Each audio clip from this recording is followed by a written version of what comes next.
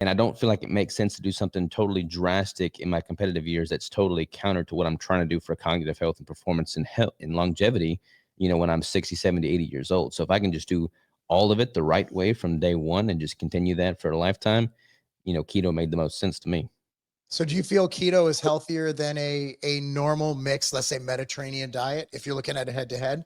Like I'm not talking about put up data, this and that, but from your experience working with many people, what is your opinion if you compare side by side, let's say, in my opinion, probably the most healthy mixed diet, which is Mediterranean, containing your, olive oils, which is your monounsaturates, things like that.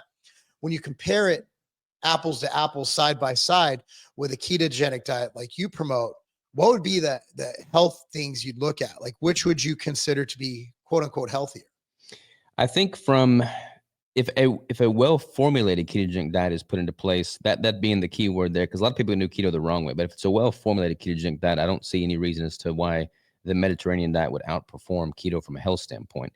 I mean, when you're metabolizing fats and you're using fat metabolism as your primary fuel substrate, by definition, you're going to have less oxidative stress. You're going to have less inflammation. And from a neuroprotective standpoint, I feel like that makes sense, especially as you age. That's why they're calling Alzheimer's, dementia, type 3 diabetes. If you can bypass the risk of that by simply not leveraging glucose as your primary fuel substrate, I think that makes a lot of sense. I think where people go wrong with keto from a sustainability health standpoint is they do it strictly as a fat loss or weight loss diet. So they're constantly in a deficit when they do it. As is true with any diet, you have to have times when you're in a surplus, times when you're at a maintenance, times when you're at a deficit. There's a yin yang that goes there. And a lot of people just do keto from a fat loss standpoint. So they're just depleted. But if you have a building phase with a ketogenic approach, you can make it sustainable for the long haul. So you said do a ketogenic diet correctly. Can you define what that means? So yeah, I mean, like now, especially in 2025, there's so many keto, sweet foods, and like you don't want to be having junk keto or I mean, there's so many different definitions for keto now, but like this hyper palatable, hyper processed version of keto. I mean, keto is not simply bacon and cheese all the time. Like there was that one terribly designed study about that guy that had the yellow hands, but then you were reading the description and he was like eating nothing but 3 pounds of butter and cheese and a little bit of beef. Like I don't recommend that as the version of keto. He had like 3 pounds of cheese a day or something Yeah. absurd like that. I don't think I can physically put down 3 pounds of cheese. I think I'd rather be waterboarded than put down 3 pounds of cheese. That's a lot of cheese.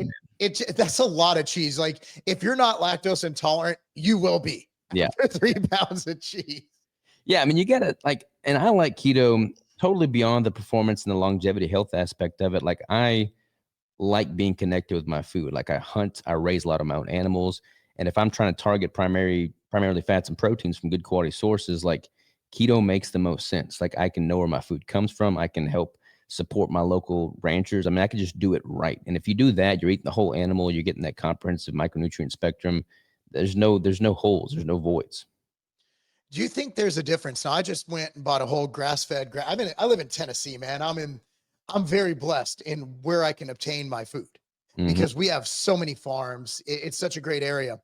Do you think there's a huge difference between grass-fed and grain-fed beef and you make an effort to get one or the other? There's not that much of a difference from like an amino acid profile or an omega-3 to 6 profile. I mean, the beauty of cows is that they're ruminants, so they upregulate the nutrition. So like it's more important when you're working with a monogastric animal like pork or chicken. Cows upregulate everything. So and cows are primarily all grass fed for the first 80% of their life. And they're just finished on either grain or grass. But for me, like I don't want to put my dollars towards the factory feedlot beef system. I would rather put my money towards, local ranchers who are doing it the right way. And they're typically grass finishing over a longer period of time. So I'll personally opt for that when available, but don't get stuck in the weeds about if you can only get grain finished, that's fine too.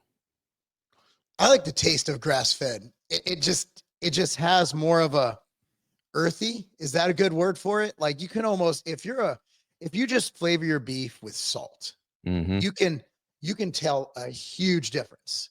A huge difference. And again, it's a local ranch.